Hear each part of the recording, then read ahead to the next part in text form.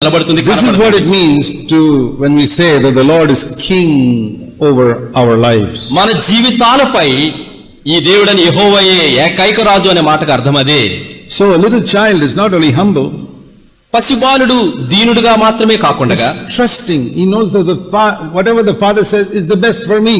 తండ్రి అయినటువంటి ఆ యొక్క తండ్రి చెప్పిన ప్రతి మాటను నమ్ముతాడు. ఆయన చెప్పిందే వేదవాకు మేలు అనుకుంటాడు. We were looking at Romans 12 verse how to find the perfect will of God. రోమీయులకు రాసిన పత్రిక 12వ అధ్యాయంలో దేవుని యొక్క సంపూర్ణమైన చిత్తం ఏమిటో తెలుసుకుని చూస్తున్నాం. In Romans 12 verse 1 and 2, రోమీయులకు రాసిన పత్రిక 12వ అధ్యాయం మొదటి రెండు వచనాల్లో tells us how we can find the perfect will of God for our life. మన జీవితాల కొరకైన దేవుని యొక్క ఉత్తమమైన సంపూర్ణమైన చిత్తం ఎట్లా తెలుసుకోవాలో చెప్తున్నాడు. There are so many important decisions we have to take in our life. మన జీవిత కాలంలో అనేకమైన ప్రాముఖ్యమైన తీర్మానాలు మనం తీసుకోవాల్సి వస్తుంది. What job we should take, ఏ ఉద్యోగం చేయాలి, where we should live, ఎక్కడ మనం నివసించాలి, and then many minor decisions. ఇక చిన్న చిన్న తీర్మానాలు కొన్ని ఉంటాయి. And most important decision, చాలా ప్రాముఖ్యమైన మరొక తీర్మానం, whom we should get married to. నేను ఎవరిని వివాహం చేసుకోవాలి.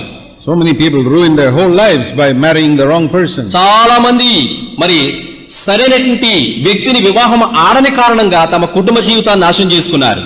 It's a very, very important decision. వివాహం అనేది ఆ తీర్మానం చాలా ప్రాముఖ్యమైన తీర్మానం. Because that is one decision you cannot change after some time. నిజానికి ఈ తీర్మానం తీసుకున్న తర్వాత కొద్ది కాలానికి తిరిగి నువ్వు మార్చలేవు దానిని. Other decisions, even if you make a mistake, you can always change it afterwards. కొన్ని తీర్మానాలు తీసుకున్న తర్వాత కూడా ఒకవేళ బాగాలేదంటే మార్చుకోవచ్చు గాని. But if you made a decision, wrong decision in marriage, you can never change it. పెండ్లి అనే విషయంలో నువ్వు తప్పుడు తీర్మానం తీసుకుంటే దాన్ని నువ్వు సరిదిద్దుకోలేవు, మార్చుకోలేవు. So how to find the perfect will of God? ఇట్టి విషయాలలో దేవుని యొక్క సంపూర్ణమైన చిత్తం తెలుసుకున్నది ఎట్లు? First of all, I said Jesus must be king over our body. మొట్టమొదటిగా నేను చెప్పాను కదా, యేసుక్రీస్తే మన సర్వ దేహానికి ఏకైక రారాజుగా ఉండాలి. We give our tongue, our eyes, our hands to God. యేసుక్రీస్తు మనకు రారాజుగా ఉండాలంటే మన నాలుక, మన కన్నులు, మన చేతులు ఆయనకు అప్పగించి వాటిపై ఆయనే రాజుగా ఉండాలి. Every part of our body. మన దేహంలో ప్రతి అవయవము కూడా, Lord, it's all yours. దేవా ఇది నాది కాదు, నీదే, నీ సొత్తు. And then we have to give our mind to God also. ఆ తర్వాత మన యొక్క మనస్సును కూడా సంపూర్ణంగా దేవునికి అప్పగించాలి. Jesus must be king over our body and over our mind.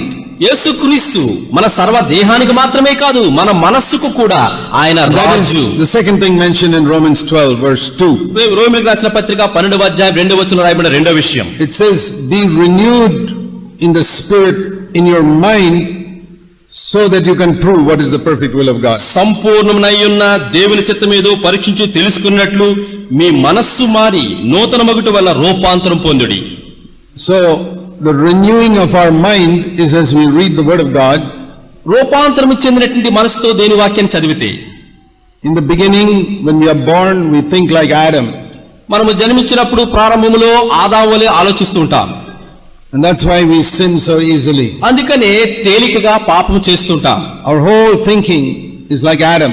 మన యొక్క తలంపు యావత్తు ఆదాము వంటి తలంపులే. And then when we are children we go to school. మనం పిల్లలుగా మారి పాఠశాలకు వెళ్ళినప్పుడు, and 90% of the children in the school are not born again. పాఠశాలలో ఉన్న 90% పిల్లలు తిరిగి జన్మించని వారు, more than 90%. 90 కంటే ఎక్కువ శాతం వారు They are all thinking in worldly ways. వారు ఎల్లప్పుడూ లోకరీతిగా ఆలోచిస్తుంటారు. And we mingle with them as little children for so many years in the school. వారితో పాటు కలిసి అనేక సంవత్సరాలు బడిలో మనం కాలం గడుపుతాం. And we also absorb those values into our mind. కనుక వారు లోకానుసారమైనటువంటి ఆ యొక్క విషయాలని మన మనస్సులో మనం దాచుకుంటాం. And our parents may not have been God-fearing people. మన తల్లిదండ్రులు దైవభక్తి కలిగిన వారు ఉండకపోవచ్చు. They also put worldly values into our mind. వాళ్ళు కూడా లోకంలో ఉన్న విషయాలని మన యొక్క మెదడులో ఇవే విలువైనవని చెబుతూ ఉంటారు. When we grow up and go to college and we get more worldly values into our mind. మనం ఎదిగిన తర్వాత కళాశాలలో అభ్యసించినప్పుడు ఇంకా లోకరీతిగా అనేక విషయాలు లోపల దాచుకుంటాం. All the college students are all worldly. ఇక కళాశాలలో ఉన్న విద్యార్థులందరూ లోకస్తులుగా ఉంటూ ఉంటారు. That's why you find so many girls, they suddenly change the way they dress when they go to college because they are influenced by other worldly girls. అందుకనే బడిలో ఉన్నంత కాలం ఒక రకమైన దుస్తులు, కళాశాలకు వెళ్ళగానే అమ్మాయిలు విశేషంగా రకరకాల దుస్తులు మార్చేస్తారు. ఎందుకంటే లోకాన్ని చూస్తారు, అట్లా ఉండాలని How ఆశపడతారు. they suddenly start dressing like the film stars? ఎందుకంటే అకస్మాత్తుగా సినీ తారలుగా వారు వస్త్రధారణ చేస్తూ ఉంటారు. Because their mind is being influenced by other worldly girls in their college. వారు కళాశాలలో ఉన్న ఇతర లోక సంబంధమైన మనసు కలిగిన ఆడపిల్లల వస్త్రధారణ చూసి అట్లాంటి బట్టలు తొడుక్కుంటూ They ఉంటారు. come with that dress to the church also. అలాంటి బట్టలు ధరించేసి సంఘాలకు And వస్తారు. then others in the church also begin to ఇక imitate that. సంఘాలు ఇట్లాంటి దుస్తులు ధరించి వచ్చిన వారిని చూసి మిగిలిన అమ్మాయిలు కూడా నేర్చుకుని వాళ్ళు And కట్టుకుంటూ the ఉంటారు. parents cannot control them ఇక తల్లిదండ్రులు వారిని అదుపులో ఉంచలేరు. because they are afraid to offend their teenage girls. ఒక యవన ప్రాయంలో ఉన్న తన కుమార్తెకు చెబితే అభ్యంతర పడుతుందేమో అని ఆమె చెప్పకుండా ఉంటారు. And then we grow up and go to work. వారు ఎదిగిన తర్వాత ఉద్యోగాలు And వెళ్ళినప్పుడు all the people in the office, they've only got worldly values. ఇక ఆఫీసులో ఉన్న వాళ్ళందరూ కూడా లోక సంబంధమైన ఆలోచన. All our life, these worldly values come and fill our head. మన జీవిత కాలం అంతా కూడా లోకంలో ఉన్న వాటిని విలువగట్టి వాటిని మనసులో దాచుకుంటూ ఉంటాం. And here it says, we must let this mind be changed, renewed, transformed. మన మనస్సు మారాలి, రూపాంతరము చెందాలి, నూతనముగా మారాలి. It must think like Jesus thinks. ఇక ఇప్పుడు మన మనసు ఎట్లా ఆలోచించాలంటే యేసుక్రీస్తు ఆలోచించినట్లుగా ఆలోచించాలి. How to do that? ఎట్లా చేయాలి? Only if you allow your mind to meditate on the word of God.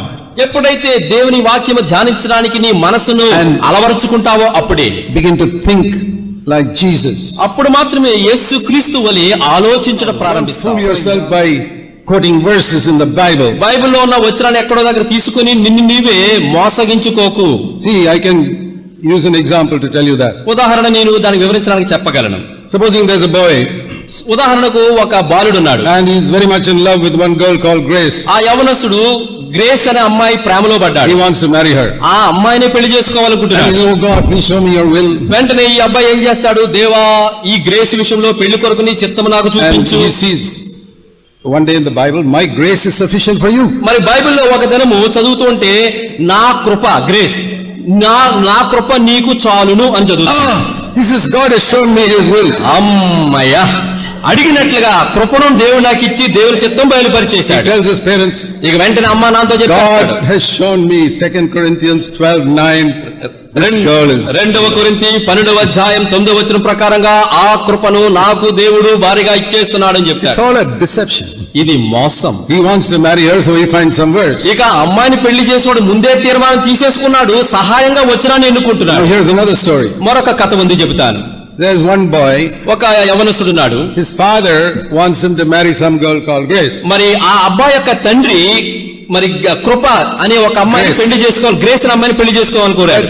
He doesn't like her face and doesn't want to marry her. ఈ యవనస్తుడికి ఆ గ్రేస్ అంటే గాని ఆ అమ్మాయి ముఖం అంటే కూడా ఇష్టం ఉండదు. He's also looking for some verse to escape from this marriage. ఎట్లాగా ఈ గ్రేస్ లో నుంచి తప్పించుకోవాలని చెప్పి సహాయార్థమై వచనం వెతుకుతున్నాడు. So he reads, ఆయన చదువుతున్నాడు, my grace is sufficient for you.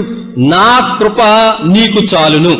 He says, I got the answer. ఇదిగో నాకు దేవుడి చిత్తం He tells his తెలిసిపోయింది. father, తండ్రితో చెప్తాడు యవనస్తుడు, God has told me దేవుడు నాతో అన్నాడు, his grace is enough for me. I don't need this grace. దేవుని గ్రేస్ కృప నాకు సరిపోతుంది, ఇంకా ఈ గ్రేస్ నాకు అవసరం లేదంటాడు. See, from the same verse, people can get two different. చూడండి, ఒకే దేవుని వచనంలో నుంచి రెండు రకాలుగా వారు దేవుని చిత్తాన్ని చెబుతూ ఉంటారు. Why? ఎందుకండి? We are deceiving ourselves. మనలను I మనమే found the perfect will of God. దేవుని యొక్క సంపూర్ణ చిత్తము తెలుసుకునే విషయంలో మనమే మోసపుచ్చుకుంటున్నాం. If you want to find the perfect will of God, దేవుని యొక్క సంపూర్ణ చిత్తము it తెలుసుకోగోరితే is not by looking for these verses. ఇదిగో మనకు సహాయార్థమైన వచనాలు వెతకడంతో It's సరిపోదు. not by shutting our eyes and opening the Bible and putting our fingers under కనుక there. పూర్తి Bible అంతా కూడా మూసేసి కళ్ళు మూసేసుకుని తెరిచేసి ఒక వేలు పెట్టేస్తే అది కాదు దేవుని చిత్తం. It is by making Jesus king over your body. వాస్తవానికి దేవుని సంపూర్ణ చిత్తము ఎట్లా తెలుసుకోవాలంటే యేసును నీ సర్వ దేహానికి రాజుగా And చేసుకోవాలి, king over your mind. నీ మనస్సుకు కూడా ఈ రాజుగా Give చేసుకోవాలి. your body to the Lord. నీ దేహాన్ని దేవునికి సమర్పించి, Give your mind to the Lord. నీ మనస్సును ఆలోచన దేవునికి The సమర్పించి, Holy Spirit will tell you in your mind what is the way that pleases God. అప్పుడు పరిశుద్ధాత్మ దేవుడు నీతో బయలుపరుస్తాడు ఆ దేవునికి ఇష్టమైన కార్యాలు ఏమిటో. You don't need a verse in the Bible, అప్పుడు నీకు దేవుని యొక్క పరిశుద్ధ గ్రంథములో వచనం అవసరం లేదు ఇక. because that is very deceptive. You will find what you want. ఎందుకు? అది మోసగింపుగా ఉంది. నువ్వు కావాల్సిన వేలు పెడితే దొరికేస్తుంది నీకు అక్కడ. But when the Holy Spirit tells you from within, ఎప్పుడైతే నీ అంతరంగంలో ఉన్న పరిశుద్ధాత్మ దేవుడు నీతో పలుకుతాడు, you have surrendered your body and your mind to the Lord. నీ మనస్సును నీ దేహాన్ని సంపూర్ణంగా క్రీస్తుకు లోపరుస్తూనే పరిశుద్ధాత్మ మాట్లాడతాడు. So how do I renew my mind?